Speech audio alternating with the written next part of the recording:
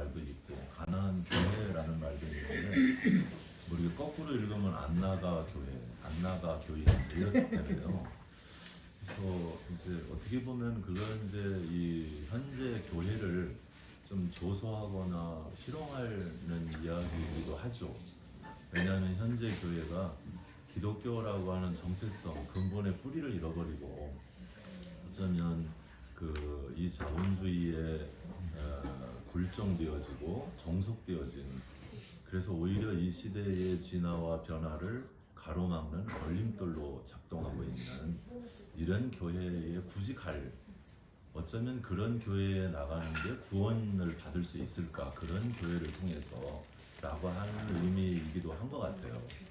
그렇지만 이제 근본적으로 가면 가나안이라고 하는 의미는 애굽이라는 제국의 질서와 이제 맞짱을 뜨고 거기에서 해방 운동을 펼쳐서 마침내 승리한 그 당시의 노예들이 새로운 세계, 새로운 나라를 꿈꾸면서 들어갔던 곳인 것 같아요. 그래서 어떻게 보면 0.001%의 제국을 위해서 사람들을 위해서 99.999%를 노예로 만드는 그런 제국의 질서는 이건 반하나님적이고 반신앙적이고, 그래서 이 질서를 깨부수고 모든 사람들이 다 주인이 되는, 모든 사람들이 다 진정한 자유를 얻게 되어지는 그런 나라, 아마 그런 나라의 모형이 결국은 가나안에서 시작되지 않았을까. 근데 그게 결국은 예수 운동으로 와서는 하나님 나라 운동으로 이제 만들어지고, 그 하나님 나라 운동의 질서는 이제 생명과 평화의 질서죠. 그래서 모든 생명들이 제 숨을 쉴 수 있는 세상, 모든 생명들, 인간뿐만 아니라 인간의 모든 인종들뿐만 아니라 이웃 생명들까지도 하늘로부터 부여받은 제 숨을 아주 평화롭게 쉴 수 있는 세상, 그게 이제 예수가 꿈꾸었던 하느님의 나라 아닌가. 그렇다면 기독교 우월주의, 기독교만의 세상, 이거는 아니다라고 하는 게 이제 저는 이제 목회 초년생부터 이렇게 가져왔던 생각이고요. 이제 어떤 철학자가 그런 얘기를 하더라고요. 지구를 구할 수 있는 세 가지 요소가 있는데 그 세 가지 요소가 하나는 시이고, 하나는 자전거이고, 하나는 공공도서관이다 라는 얘기를 하더라고요. 그래서 왜 시를 얘기했을까 이분이? 그분이 시를 얘기한 거는 아마 영성적 의미인 것 같아요. 어쩌면 영성이라고 하면 당연히 종교가 이제 가지고 있어야 될 상징성이고 실제성인데, 오히려 종교가 영성을 얘기하기에는 너무 타락해버린, 그래서 종교가 얘기하는 영성은 오히려 이 시대에 진이 되어버린, 그래서 오히려 더 순수한 영성을 찾아가서 보니까 그게 시가 아닐까. 제가 대학교 1학년 들어가서 구약학을 배울 때 제 선생님이 모든 예언자들은 다 시인이었다라는 얘기를 하더라고요. 근데 그때부터 시집을 사서 읽기 시작을 했고, 그래서 시와 지금 인연이 깊어지기도 했는데, 이 시가 가지고 있는 가장 큰 이제 그 내면의 힘은 진실성이에요. 진심이에요. 그러니까 그 시인의 진심과 이 시대를 아주 정직하게 보고자 하는 그 진실 어린 눈, 이게 이제 시인의 그 마음과 이제 모습인데, 그런 거 중에서 보면 지금 시의 영성보다 더 뛰어난 영성이 있을까? 아무리 종교가 뛰어나다고 해도 시의 영성보다 뛰어날까? 라고 하는 게 아마 그 철학자의 얘기했을 것 같아요. 그래서 이 시가 세상을 구원할 것이다 라고 하는 거는 바로 영성이 세상을 구원할 것이다 라는 의미일 것 같고, 그리고 자전거라고 얘기했는데 자전거는 생태성이죠. 결국은 지금 이제 우리가 생태적 가치로 돌아가지 않으면 인간 자체 혼자 살 수 있는 세상은 없다. 어쩌면 그냥 인간이 생태성에서 벗어난다면 가장 먼저 멸종할 종이죠. 그래서 인간이 생존을 위해서는 생태성을 담보해야 된다. 그럼 결국 생태성이라는 건 연결성이잖아요. 관계성. 그래서 모든 존재는 다 관계되어져 있다.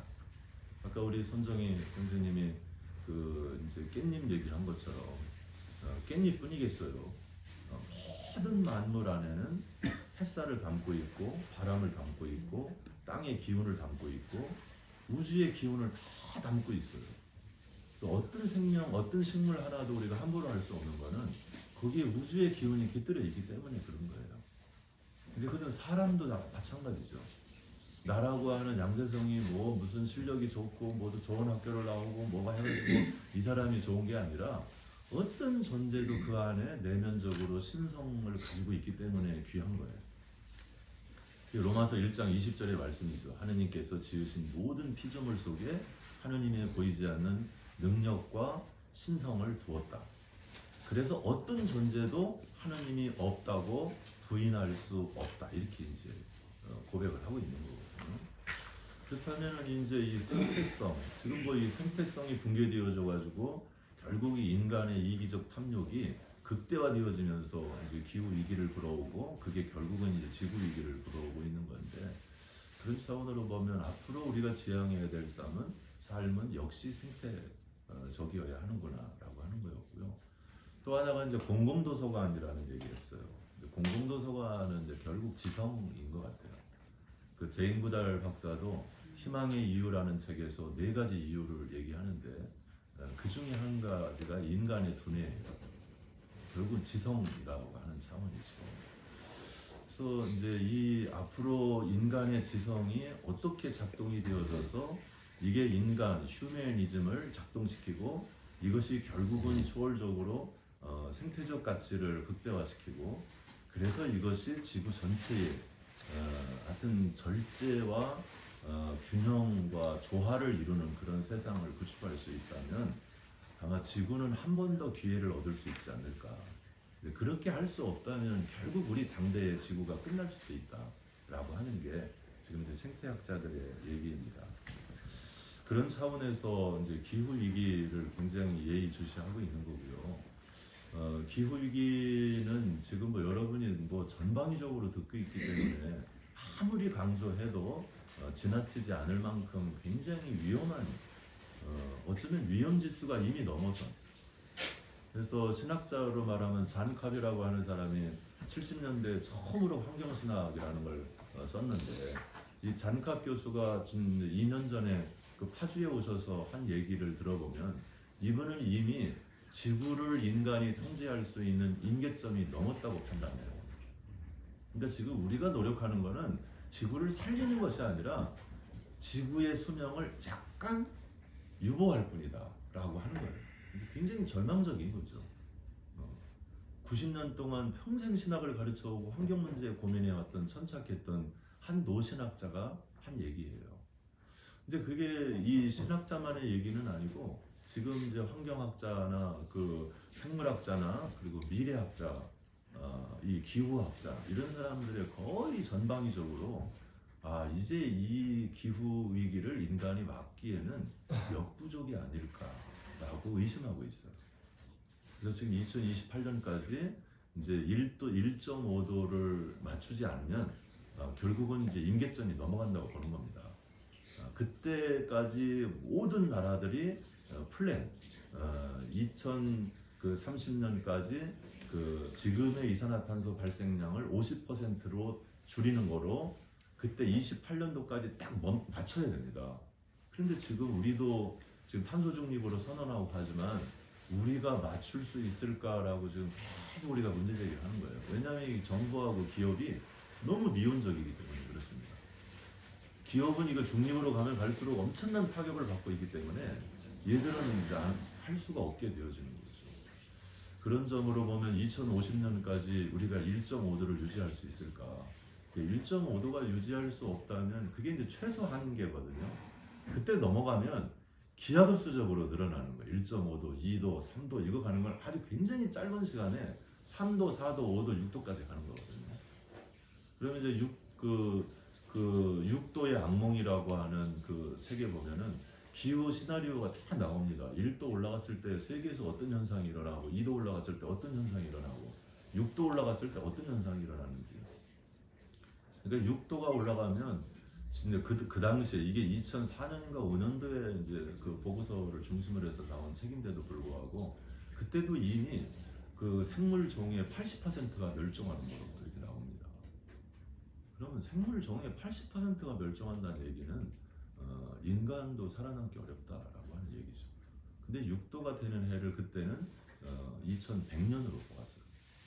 근데 내가 보기엔 지금 이 상태로 가면은 6도는 훨씬 더 빨리 올 수도 있다. 왜냐하면 2050년까지 그 IPCC가 한계치를 얘기했는데 지금 그 한계치가 10년에서 15년 당겨졌어요. 그럼 2035년에서 2040년이면 그 한계치에 온다는 거예요. 근데 지금 계속 빨라지고 있어요, 이게. 그런데도 불구하고 이제 우리가 그거에 대한 대응은 굉장히 미온적이고 미약하다라는 차원에서 우리가 좀 경각심을 가질 필요가 있겠다 보고요. 제가 이제 목회를 처음 시작한 게 90년 1월인데요.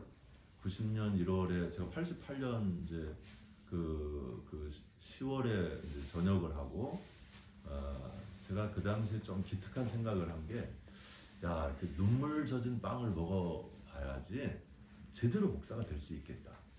그래서 내가 한 3년만 그 태백에 막장을 좀 갔다 와야 되겠다. 그런 기특한 생각을 했어요 그때.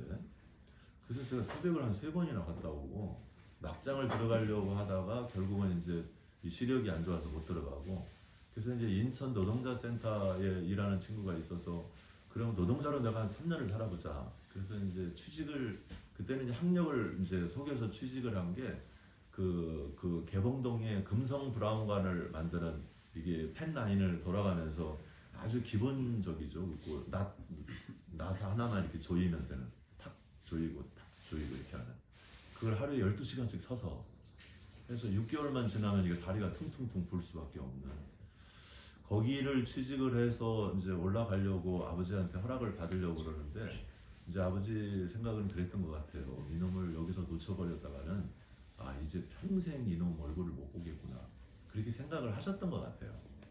그래서 이제 밤새도록 한숨 푹푹 쉬다가 그 다음날 아침에 제안한 게 농사였어요. 네가 농사꾼의 아들인데 네가 농민들이 얼마나 아픔을 가지고 사는지 아냐. 그래서 제가 그러면 1년만 농사를 져보겠습니다. 그리고 1년 아버지랑 농사를 진 게 저한테는 아주 굉장히 소중한 경험으로 기억으로 아주 각인돼 있어요. 그 1년의 경험이 야 사람이 경험의 힘이라는 게 이렇게 큰 거구나. 이거는 어디에 돈 주고 살 수 있는 게 아니구나 라고 하는 거를 농사 1년 경험을 통해서 알게 됐어요. 그때 이제 아버지가 한 10,000평 정도 농사를 졌는데 그거를 그 당시엔 뭐 컴바인도 없고 이장기도 없으니 다 손모로 심고 이 낫으로 잘라가지고 그 탈곡기에다가 털고 그렇게 다 했던 시절이에요. 그리고 서로 논을 갈고 그리고 이제 경운기가 막 나와가지고 이제 경운기로 이제 갈고 쓰리고 근데 이제 그 7,000평을 다 이제 경운기로 갈고 쓰리는 거는 제 몫이었어요. 제가 이제 거기 처음 경운기로 배워가지고 그걸 다 하는데 손바닥이 3번이나 벗겨질 정도로 그렇게 이제 농사를 제대로 배운 거죠. 아주 오리지널로. 그 다음부터는 농사라는 게 두렵지가 않아요. 농사가 다 가까이에 있는 것 같고 농사 자신이 있고 그래서 뭘 해도 그냥 할 수 있을 것 같고 그렇게 이제 지내왔는데 그래서 이제 함양에서 15년 지내면서 사실 함양에서 1년 목회를 딱 하고 나서는 아 이런 게 목회라면 내가 내 평생을 여기다 바치는 건 좀 억울하다 그런 생각을 했어요. 왜냐하면 내가 목회에 대해서 너무 실망을 많이 했어 1년 만에. 그래서 아 목회 그만둬야 되겠다. 내가 좀 더 멋진 인생을 살아야 되겠다. 뭐 이런 생각을 했었는데 그러고서 이제 우리 집사람이 그럼 뭐 할 건데? 그랬을 때 딱 나온 게 농사 짓지 그랬어요. 근데 지금 그때 농사를 졌으면 아 참 좋았겠다 이런 생각을 해요. 지금 벌써 한 32년 전의 얘기인데 뭐 이제 지금 목회도 걸어온 게 이제 이렇게 일반 목회를 걸어오지 않고 이렇게 특별한 목회를 걸어와서 참 다행스럽다고 생각하는데 아, 농사를 짓고 살아왔으면 훨씬 더 다행이었겠다 이런 생각을 좀 해볼 때가 있어요. 그래서 내가 은퇴를 하면 농사를 지어야지 이런 생각을 계속 이제 꿈꿔온 거예요. 그러다가 이제 얼마 전에 이제 여기 권사님 4분이 인연이 돼서 뭐 한 20여 년 전부터 이렇게 알고 이제 사시는 분들인데, 그래서 혹시 목사님 그 은퇴하시고 이쪽으로 내려오셔서 살 생각이 없으시냐 뭐 이런 이제 거였어요. 근데 가만히 생각해 보니까 제가 65살에 은퇴하기로 했거든요. 제가 올해 59이니까 한 6년 남은 건데 6년 이후에 이게 시간이 그렇게 넉넉하고 많아 보이지 않았어요. 근데 좀 오라는 데도 없고 또 갈 데도 없고, 그래서 그래? 그럼 한번 기도해 볼까? 그러고서 하는데 우리 집사람이 또 거들더라고요. 당신 시골에 내려갈 거면 빨리 내려가지. 응? 그래서 이렇게 막 분위기가 이렇게 형성이 돼서 사실은 얼떨결에 선택을 하고 내려왔어요. 여기가. 여기 4월달에 내려왔는데 이 집은 이제 저 권사님들이 살던 집 한 20년 전에 지어졌던 집이고 한 4년 전부터 비어 있었어요. 저분들은 전 내려가서 그쪽 집을 짓고 거기서 이제 살게 되어졌고, 그래서 이 집을 내가 수리해서 쓰겠다 그랬더니 아우 여기를 어떻게 수리해서 쓰시려고 그래요. 이제 그랬는데 하여튼 임시 거처로라도 내가 수리해서 쓰겠다 그래서 요게 한 3개월 걸려서 수리를 한 겁니다. 리모델링을 해서 이제 다 수리를 한 겁니다. 이게 거의 뭐 내부 이제 골격만 남겨놓고 거의 이렇게 이제 그 리모델링을 했다고 보면 됩니다. 그렇게 해서 이제 와 보니까 이제 노는 땅이 한 2,000평 정도는 그냥 지을 수 있는 논이었어요. 저기 그 밭이었어요. 그래서 이제 20년 동안 묵정밭으로 온 거예요. 뭐 농사를 지르는 사람들이 아니니까 남편은 목수고 여성은 이제 치과 병원에 이제 사무장 하다가 지금은 이제 실버 일자리 그 관리하는 사람 역할을 하고 있는 건데, 그러니까 농사를 모르는 사람들이에요. 농사를 접은 경험도 없고 농사가 자신이 없는 사람들이에요. 그래서 내가 이 2,000평 정도를 그러면 그 좀 썰어놔, 그 트랙터로 좀 그 쓸어놔라. 그랬더니 뭐 하시게요? 농사 짓지. 뭐 심을 건데요? 콩 심지. 그렇게 해서 이제 이게 쓰려서 이제 밭이 되고 거기가 이제 콩을 심어서 콩이 나기 시작하고 그러면서 이게 이제 가난으로 바뀌어지기 시작한 거죠.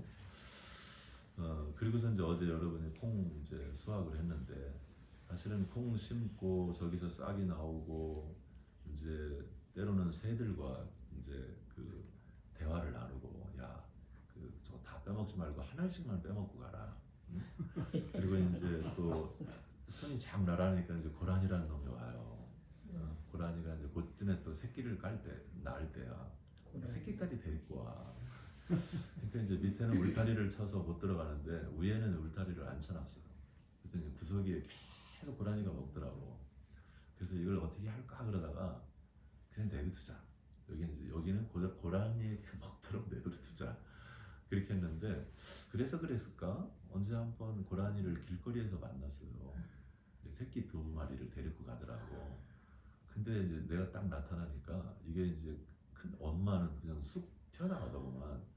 근데 이제 새끼 녀석 한 마리도 툭 튀어나가고 한 마리는 길거리에 있다가 툭 튀어나갔던 한 마리 새끼가 다시 돌아오더라고. 그러더니 둘이 이제 이렇게 하는데 그걸 사진에 찍어놨는데 사진이 아주 작품이야.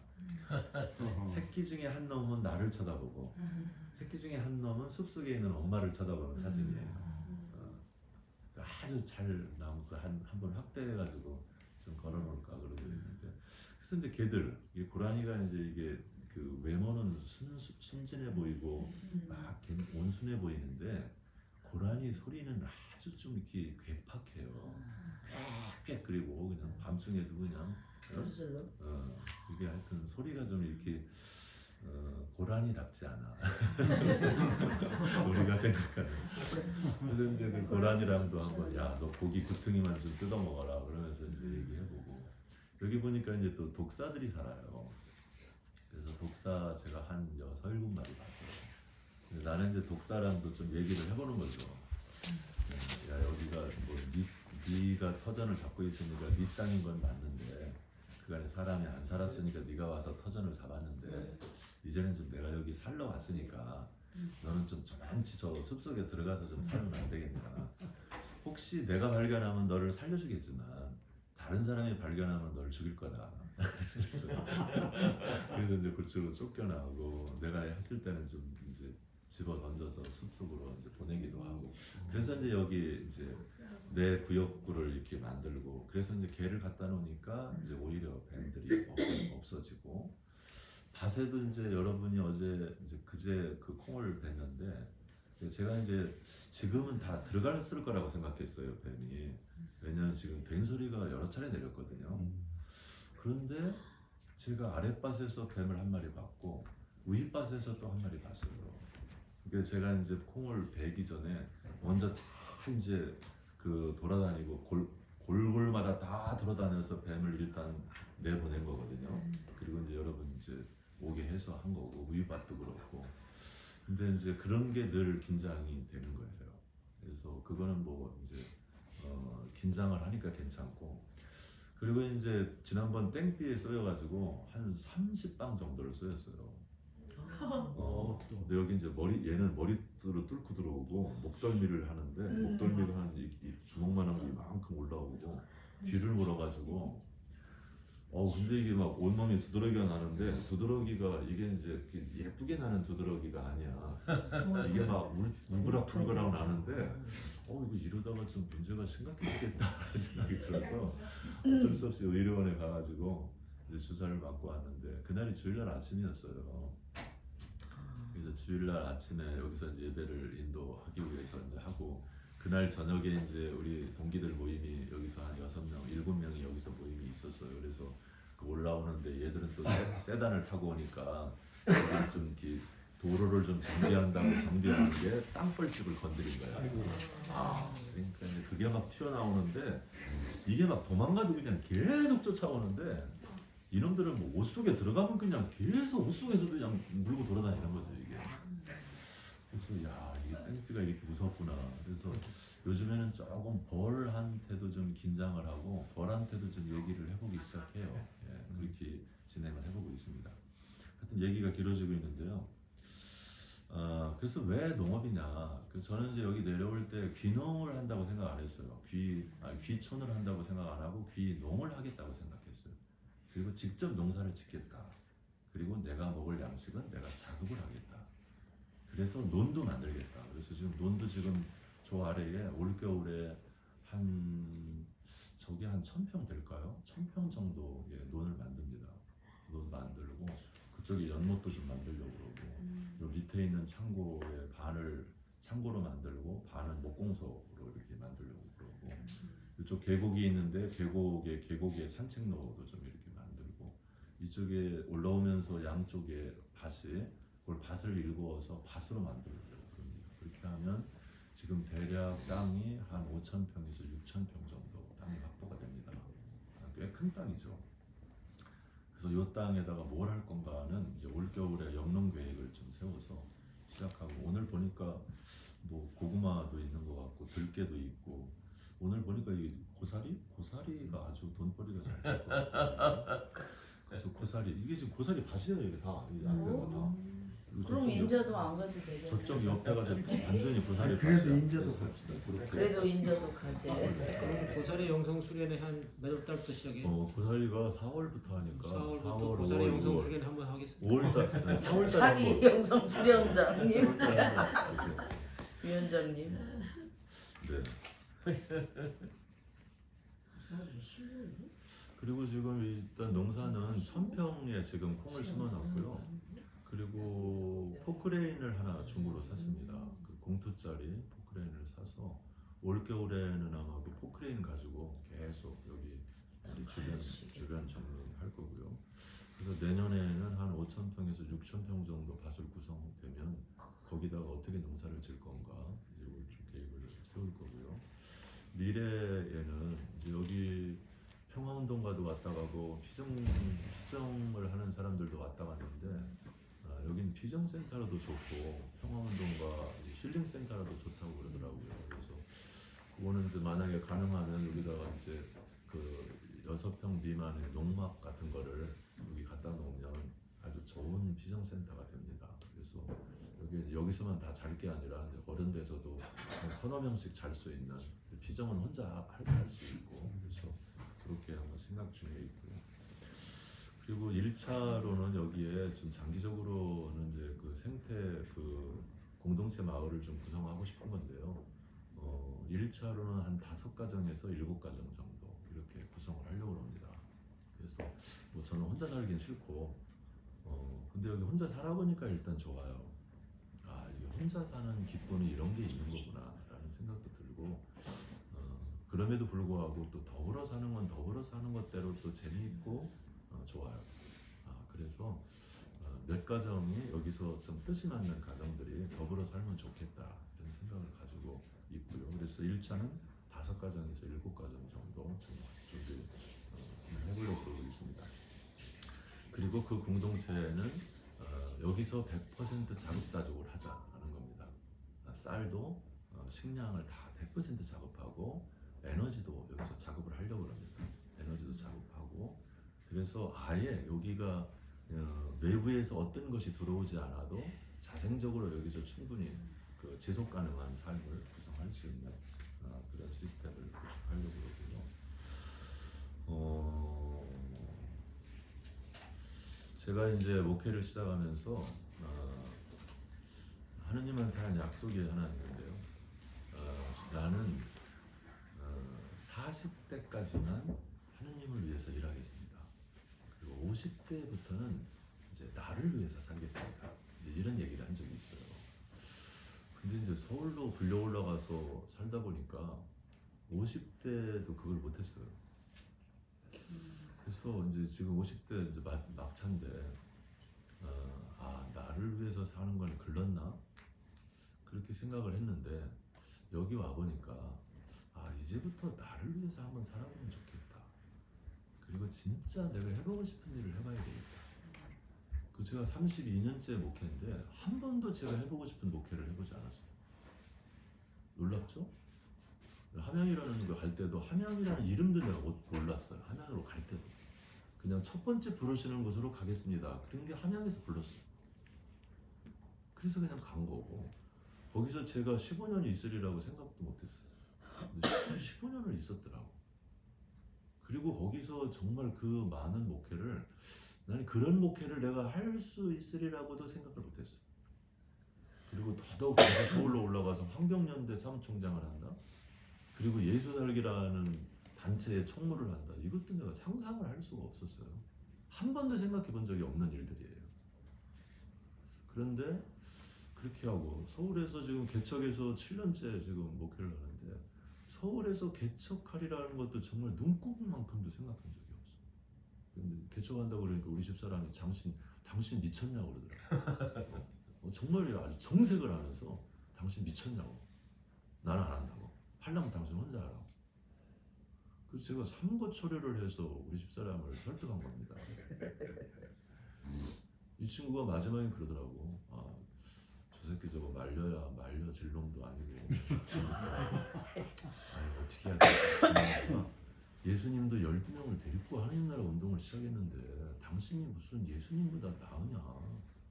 12명 명단을 가져오라고 그러더라고. 그러면 자기가 허락하겠다고. 그래서 제가 한 3개월 사람들 만나서 다 명단 작성해가지고 갖다 줘서 개척교회가 시작된 거예요.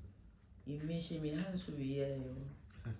그런데 이제 여기도 이제 그런 비슷한 건데, 하여튼 뭐 그렇게 해서 좀 여기까지 왔는데요.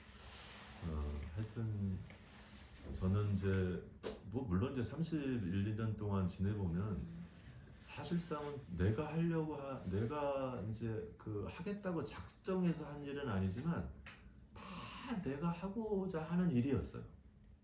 예수살기도 그렇고 환경연대도 그렇고 시골 그 교회의 목회도 그렇고 지금 뭐 조그만 교회지만 가세올 녹색교회도 그렇고, 그냥 내가 하고 싶은 거를 다 하고 있는 거예요. 내가 한 건 아니지만. 그래서 이것도 참 고마운 일이다. 근데 이제 앞으로는 내가 하고 싶은 거를 한번 해보자. 그게 이제 농사예요. 농사를 한번 해보자. 근데 농사 만만치 않죠. 그렇지만 저는 이제 기후 위기를 극복할 수 있는 가장 큰 길 중에 하나가 농사라고 생각해요. 그래서 뭐 그런 쪽으로 고민을 하고 있습니다. 그래서 뭐 제 얘기 두서없이 이런저런 얘기를 나누는데요. 하여튼 여기에서의 삶은 이제 보통 농사할 때는 이제 새벽 한 4시나 4시 반에 일어나지고 일어나면은 이제 뭐 여름에는 한 4시면은 동이 터요. 그래서 이제 우리 한 시간 정도 산책하고 이제 씨 하나 골라서 이제 묵상하고 단상 적고 그리고 이제 보내고 그리고 이제 아침 한 6시 반에서 7시에 아침 먹고 이제 일터에 나가서 이제 일을 하고 주로 이제 오전에 노동을 하고 점심 때하고 오후에 뜨거울 때는 좀 쉬고 저녁 나절에 여유가 되면 또 이제 일을 하고 그렇게 이제 진행해 왔어요. 여긴 주로 이제 그 일했던 거는 잡초하고에 이제 대응하는 일이었는데 잡초하고 대응하는 일을 하다가 안 돼가지고 처음에는 뽑아도 미안하고 또 낫으로 베도 미안하고 그래서 이제 잡초랑 얘기를 또 해봤어요. 야, 뭐 어떻게 하면 좋겠냐. 내가 지금 농사라는 걸 짓고 있는데 지금 이제 내가 작물을 심어놨는데 네가 이렇게 이제 잘하고 있고 네가 잘하는 걸 내가 뭐라 그릴 수는 없는데 이거 얘를 좀 어떻게 해야 되겠냐. 그래서 이제 타협을 하다가 나중에는 이제 뽑다가 뽑는 거보다는 그래도 베는 게 낫겠다. 그래서 이제 베기 시작하고 그래서 이제 베는 것도 한계가 있으니까 나서로 이제 예초기를 이제 돌리기 시작하고 예초기를 또 돌리다 보니까 이게 엘부가 오고 근데 하여튼 복합적이긴 한데 그래서 하여튼 지금은 이제 이렇게 좌충우돌 하면서 좀 그래도 이렇게 자리를 좀 잡아가고 이제 터전을 만들어가고 있는 중이다라고 생각하면 됩니다. 4월부터 지금 이제 한 6개월 걸린 건데요. 여러분 6개월 동안 이 정도의 터전을 만들어 놓은 거니까 이거 괜찮죠? 훌륭합니다. 네, 제 얘기는 여기서 마치겠습니다. 정말 대단히 감사합니다. 조금 여기 근처에